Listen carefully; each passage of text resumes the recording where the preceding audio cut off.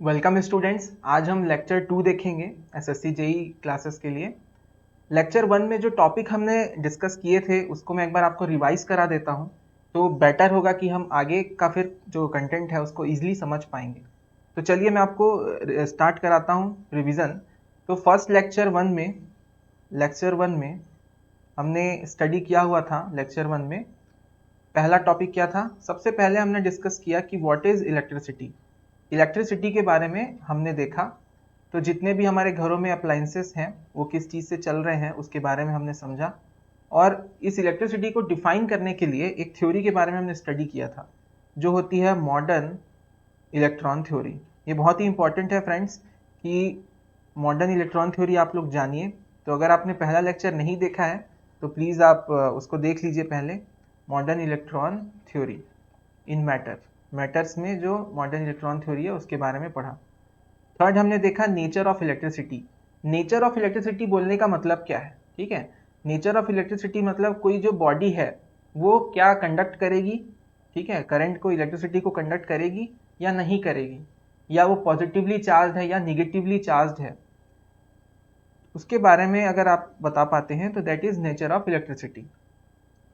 After that हमने देखा कि जो चार्ज है उसका यूनिट क्या है, यूनिट ऑफ चार्ज। इसके बारे में हमने पढ़ा कि चार्ज का यूनिट होता है, जस्ट इलेक्ट्रॉन का जो चार्ज होता है उसको यूनिट नहीं माना गया है, एक कूलम एक अलग यूनिट सेटअप किया गया जो बहुत सारे इलेक्ट्रॉन्स को मिला करके चार्ज बनाया। जैसे 625 इंटू 10⁻16 नंबर ऑफ इलेक्ट्रॉन्स के जितने चार्ज होते हैं टोटल, उसको 1 कूलम बोलते हैं। तो इस तरीके से यूनिट बनाई गई।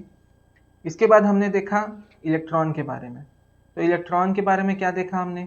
इलेक्ट्रॉन का मास देखा, उसका रेडियस देखा, उसमें कितना चार्ज है वो देखा। फिर हमने उसका E/m रेशियो देखा। तो जब हमने उसका E/m रेशियो देखा स्टूडेंट्स, तो हमें ये पता चला कि जो इलेक्ट्रॉन है इतना मोबाइल क्यों है, फट से मूव क्यों हो जा रहा है, क्योंकि उसका मास बहुत कम है उसके चार्ज के कंपैरिजन में। तो चार्ज ज़्यादा है, मास कम है, ठीक है। तो जो उसका चार्ज है वो ज़्यादा है, उसकी वजह से क्या हो रहा है, इलेक्ट्रिक फील्ड, मैग्नेटिक फील्ड इससे बहुत जल्दी प्रभावित हो जाता है, इन्फ्लुएंस हो जा रहा है, ओके। और मास कम है उसकी वजह से बहुत ज़्यादा वो मोबाइल है, तुरंत मूव हो जाता है, ठीक है।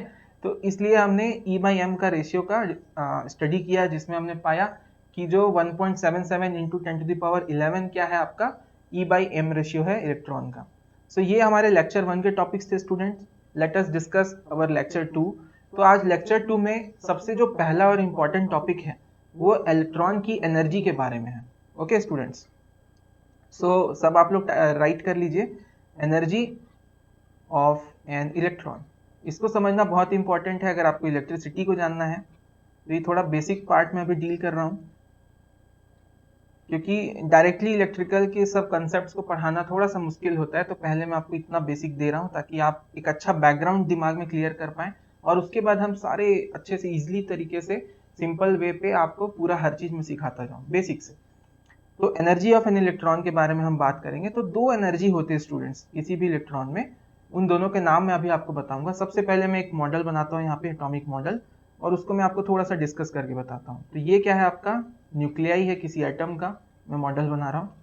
अब इसके चारों तरफ क्या होगा आपका, इलेक्ट्रॉन के सर्कुलर ऑर्बिट्स हैं, जिसमें आपके इलेक्ट्रॉन क्या होते रहते हैं, मूव होते रहते हैं।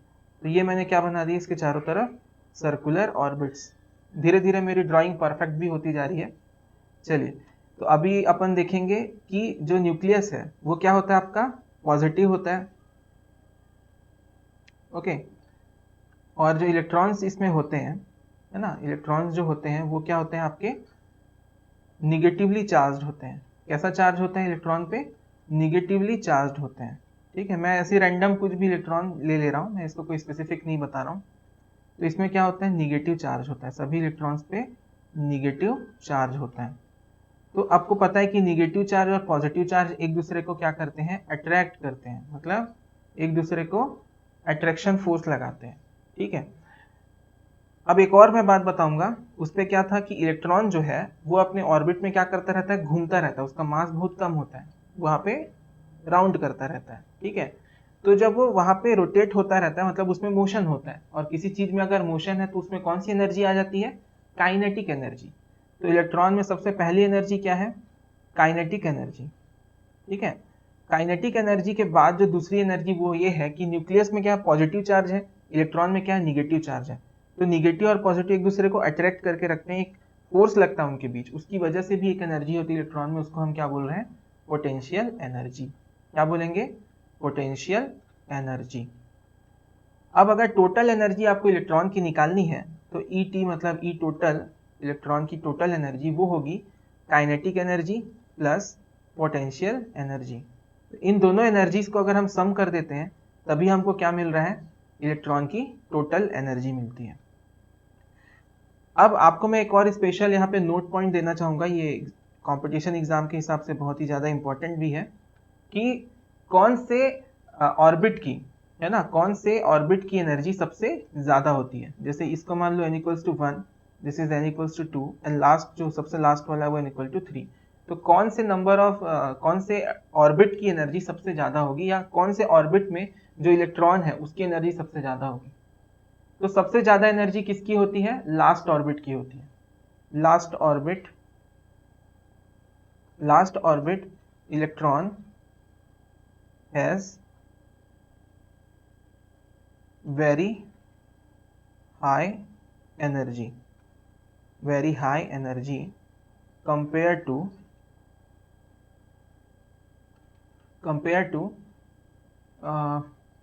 other orbits। मतलब कि जो कक्षाएं हैं जो आखिरी में है इधर बाहर की तरफ n इक्वल्स टू 3, तो इस पे क्या है, सबसे ज़्यादा एनर्जी है, और जो न्यूक्लियस के सबसे पास है उसकी एनर्जी क्या है, कम है। इसको हम इस तरीके से भी आपको बता सकते हैं कि जो डिस्टेंस है, ठीक है, ध्यान देना, डिस्टेंस, कौन सा distance, distance between nuclei and electron, ठीक है, न्यूक्लियाई एंड इलेक्ट्रॉन, न्यूक्लियाई मतलब नाभिक, ये न्यूक्लियस की बात कर रहे हैं, is proportional to energy total energy of electron, ऐसा बता सकते हैं आप। तो अगर डिस्टेंस को हम बढ़ाते हैं तो एनर्जी भी क्या होगी, बढ़ेगी। तो अगर कम डिस्टेंस है, जैसे n इक्वल्स टू 1, इसका जो डिस्टेंस है वो क्या है, काफ़ी कम है, n इक्वल्स 3 का सबसे ज़्यादा है, तो वहाँ पे एनर्जी भी ज़्यादा होगी और 1 पे एनर्जी कम होगा। तो इस तरीके से भी आप चाहें तो रिलेट कर सकते हैं। अब स्टूडेंट्स, आई होप कि आपको ये सारा कंटेंट समझ में आया होगा। तो मैं आप लोग से पूछना चाहूँगा कि जो कॉपर है, कमेंट में इसका आंसर आप जरूर दीजिएगा, जो कॉपर है जिसका एटॉमिक नंबर क्या है 29, तो इसका कौन सा नंबर है, कौन से नंबर का ऑर्बिट, पहला, दूसरा, तीसरा, चौथा, तीन चारों ऑर्बिट में से कौन से ऑर्बिट का एनर्जी बहुत ज़्यादा है और कौन से ऑर्बिट का एनर्जी बहुत ही कम होता है। तो ये आप कमेंट में मुझे बताएंगे, जिससे मुझे ये पता चल पाएगा कि आप लोग प्रॉपरली जो मैं समझा रहा था उसको क्लियरली आप समझ पाए हैं। चलिए नेक्स्ट टॉपिक पर चलते हैं स्टूडेंट्स। नेक्स्ट टॉपिक हमारा है वैलेंस इलेक्ट्रॉन। क्या है, वैलेंस इलेक्ट्रॉन। अब ये वैलेंस इलेक्ट्रॉन क्या होता है स्टूडेंट्स, वैलेंस इलेक्ट्रॉन, इलेक्ट्रॉन तो सुना है, बट इलेक्ट्रॉन भी दो टाइप के, एक वैलेंस और एक फ्री इलेक्ट्रॉन। तो फिर से मैं क्या लेता हूँ, एक एटॉमिक मॉडल लेता हूँ इसको समझाने के लिए। आप लोग भी सोचते रहिए कि क्या होता है वैलेंस इलेक्ट्रॉन। बहुत ही सिंपल है, अभी हमने इसको डिस्कस किया था। देखिए ये नाभिक हो गया हमारा, न्यूक्लियस हो गया, इसके चारों तरफ सर्कुलर ऑर्बिट्स में बना रहा हूँ। तो ये जो सर्कुलर ऑर्बिट्स बन रहे हैं हमारे, ये आपका मैं बना दिया इस तरीके से। मान लो ये एल्यूमिनियम के लिए हमने बनाया, एल्यूमिनियम, ठीक है। तो इसमें जो सर्कुलर ऑर्बिट्स हैं, इसमें 2 इलेक्ट्रॉन पहले पे आएगा, n इक्वल्स टू 1 पे 2 इलेक्ट्रॉन, n इक्वल्स टू 2 पे कितने इलेक्ट्रॉन हो जाएंगे, 8 इलेक्ट्रॉन, 3 4 5 6 7 8, ठीक है। एल्यूमिनियम का क्या होता है, एटॉमिक नंबर 13 के लिए 2 8 10 हो गया, और ये 3 और, तो लास्ट ऑर्बिट में कितने हो गए, 3।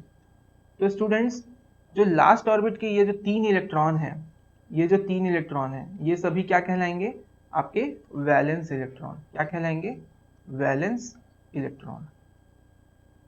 सो लिख लीजिए, valence electron is the number of electrons. ऐसा नहीं लिखते, थोड़ा सा मैं इसको मॉडिफाई करके आपको बताता हूँ, इस तरीके से आप नोट कर सकते हो। electrons present in the last orbit of any atom is called as valence electron, इस तरीके से आप नोट कर सकते हैं। अब इसकी खासियत क्या है कि जो वैलेंस इलेक्ट्रॉन है उसका जो नंबर है अलग अलग मेटल के अलग अलग एलिमेंट के एटम के लिए अलग अलग होता है ना। किसी एलिमेंट के जितने एटम है उस पे तो सेम होगा, जैसे 3 है हर एटम पे, तो हर एटम पे 3 ही होगा। लेकिन जैसे ही आप एलिमेंट चेंज कर देंगे, जैसे एल्यूमिनियम से आप कॉपर में जाएंगे तो उसमें बदल जाएगा। तो आपके लिए क्वेश्चन है कि कॉपर में कितने वैलेंस इलेक्ट्रॉन होंगे, ये आपको पता करना है। जैसे मैंने एल्यूमिनियम का पता करा एटॉमिक नंबर से, वैसे ही आप कॉपर का पता करिए, कमेंट करिए। तो आपको क्या समझ में आया? Electrons present in the last orbit of any atom is called as valence electron, called as valence electron. अभी जो वैलेंस इलेक्ट्रॉन है ये मैक्सिमम कितने हो सकते हैं, ठीक है। सो यहाँ पे एक नोट कर लीजिए, किसी भी एटम में, in any atom, maximum limit of valence electron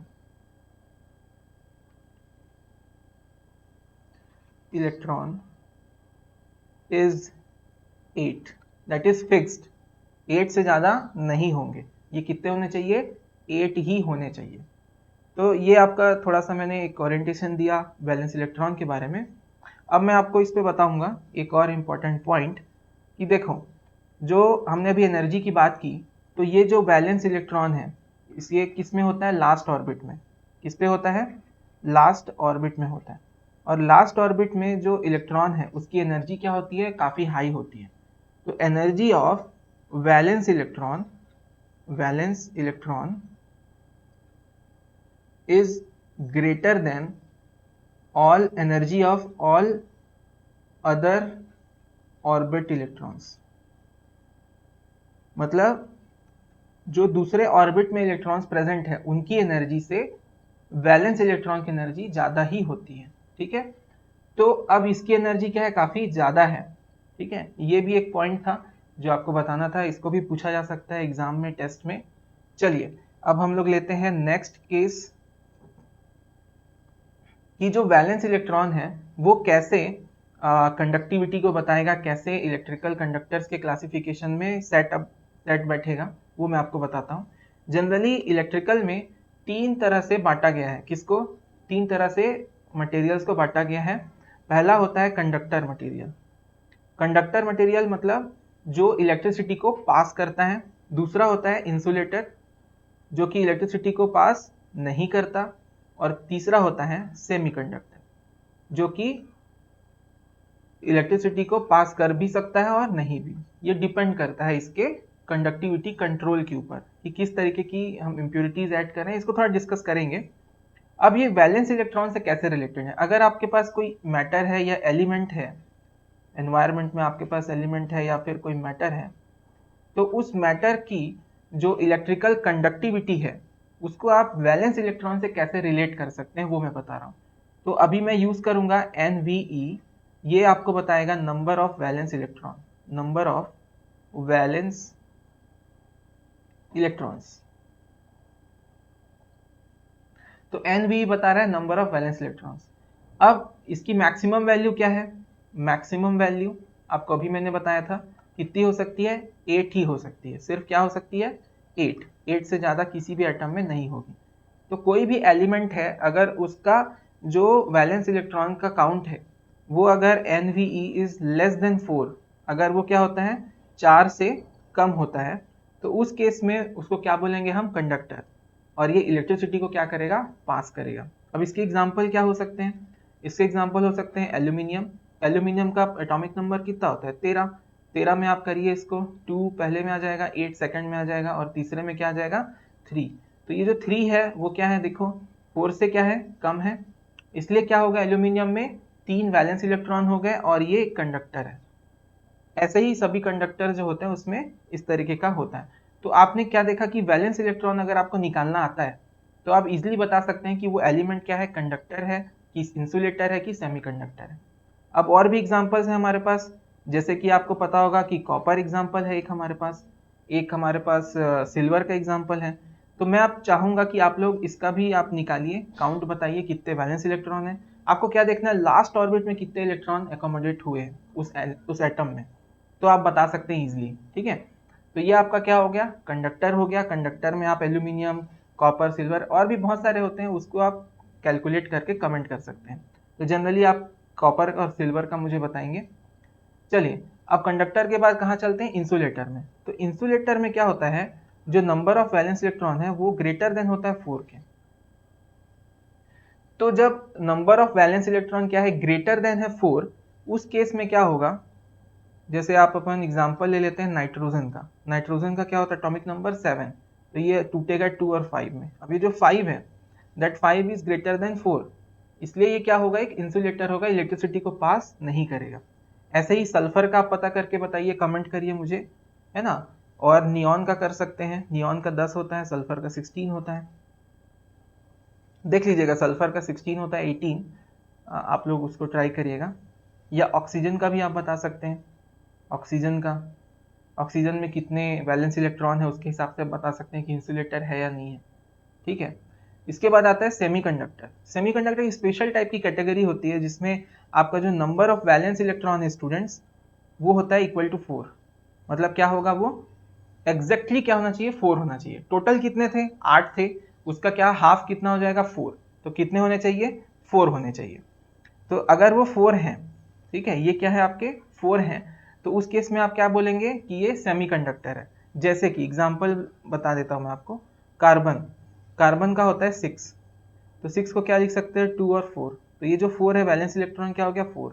अब ये 2 4 ये सब कैसे लिख रहे हैं, तो फर्स्ट लेक्चर आपको देखना पड़ेगा। फर्स्ट लेक्चर में मैंने अच्छे से एक्सप्लेन किया है कि कैसे आप वो निकाल सकते हो, है ना।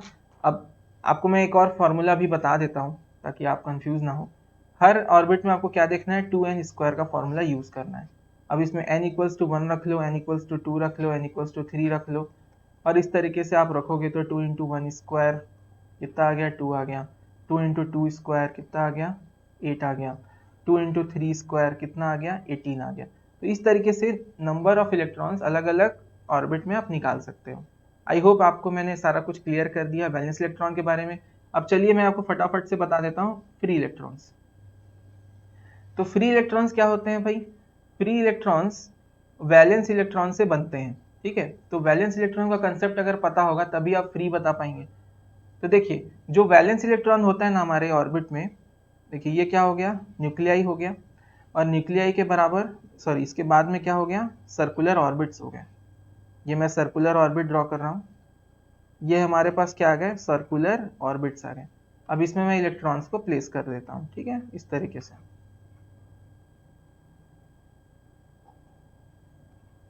अब देखिए इसके लास्ट ऑर्बिट में कितने इलेक्ट्रॉन है, इसको अगर मैं बोलूँ n equals to 3, n equals to 2 और n इक्वल्स टू 1, तो n इक्वल्स टू 3 क्या हमारा लास्ट ऑर्बिट है, और इसमें कितने इलेक्ट्रॉन है, एक, मतलब ये क्या है, वैलेंस इलेक्ट्रॉन है, ठीक है। अब इस वैलेंस इलेक्ट्रॉन को जब मैं एक्सटर्नल कोई एनर्जी देता हूं, एक्सटर्नल एनर्जी,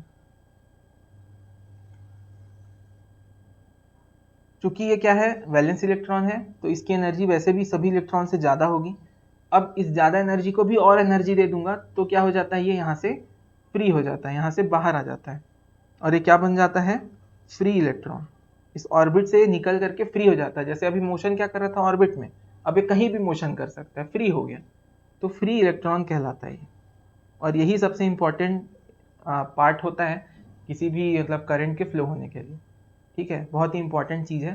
तो अभी तक हमने क्या देखा, वैलेंस इलेक्ट्रॉन को समझा, उससे मैंने फ्री इलेक्ट्रॉन बताया। तो जो फ्री इलेक्ट्रॉन आपने कंसेप्ट समझ लिया होगा यहाँ पे। अब फ्री इलेक्ट्रॉन भी क्या करता है, कंडक्टर, इंसुलेटर और सेमीकंडक्टर को डिफाइन करता है। वो कैसे करता है, इसमें जो नंबर ऑफ फ्री इलेक्ट्रॉन्स है, नंबर ऑफ फ्री इलेक्ट्रॉन्स, ये काफ़ी हाई होते हैं, किसमें, कंडक्टर में, इट इज़ वेरी हाई, बहुत ज़्यादा अमाउंट में होते हैं। कॉपर, एल्यूमिनियम, इन सब में नॉर्मल रूम टेम्परेचर में बहुत ज़्यादा वैल्यू होती है उसकी। इंसुलेटर में वेरी फ्यू होते हैं, जैसे वुड वगैरह हो गया, प्लास्टिक वगैरह हो गया, इसमें क्या होता है, बहुत ही कम होते हैं फ्री इलेक्ट्रॉन। सेमीकंडक्टर में भी वेरी फ्यू होते हैं, but it can be controlled, can be controlled, उसको क्या किया जा सकता है, कंट्रोल किया जा सकता है। कैसे, डोपिंग का नाम सुना होगा आप, इम्प्यूरिटीज ऐड करते हैं सेमीकंडक्टर में, डोपिंग करते हैं, एडिशन ऑफ इम्प्यूरिटीज, जब आप इम्प्यूरिटीज ऐड करते हैं उसमें, ठीक है, तो क्या होती है, उसमें number of free electrons increase हो जाते हैं। इम्प्यूरिटी ऐड करना मतलब सेमीकंडक्टिंग मटेरियल में कुछ बाहर से दूसरा एलिमेंट ऐड कर देना। अब इसका क्या एग्जांपल होता है, सेमीकंडक्टर मटेरियल में सिलिकॉन होता है, जर्मेनियम होता है, कार्बन होता है, तो इस तरीके के चीज़ों में आप दूसरे एलिमेंट्स को ऐड करके इसको क्या कर सकते हैं, इम्प्यूरिटी बना सकते हैं इसमें, और इसका number of free electron availability है वो काफ़ी बढ़ जाता है। तो आपको मेरे हिसाब से समझ में आया होगा कि फ्री इलेक्ट्रॉन क्या है। अब हम छोटा सा एक स्टार्ट करेंगे टॉपिक जो कि है इलेक्ट्रिक करंट, और मैं ये सोचता हूँ कि उसको अपन नेक्स्ट लेक्चर में कवर करें तो ज़्यादा बेटर होगा। तो चलिए, इस लेक्चर में हमने क्या क्या देखा। इस लेक्चर में हमने सबसे पहले देखा कि जो इलेक्ट्रॉन है उसमें किस तरह की क्या क्या एनर्जीज होती हैं। उसके बाद हमने देखा कि फ्री इलेक्ट्रॉन क्या है, सॉरी वैलेंस इलेक्ट्रॉन क्या होता है। वैलेंस इलेक्ट्रॉन के बाद हमने देखा फ्री इलेक्ट्रॉन क्या होता है। तो ये सारा कुछ हमारे दिमाग में समझ लिया है। जो भी कमेंट करने आपको मैंने बोला था, क्वेश्चन में दिया था, वो आप जरूर कमेंट करके मुझे बताएं। इससे मुझे पता लगता है कि मेरा जो वीडियो है वो आपके लिए कितना हेल्पफुल हो रहा है। ठीक है, तो हम कंटिन्यू करेंगे अपने नेक्स्ट लेक्चर 3 में। तो thank you so much student.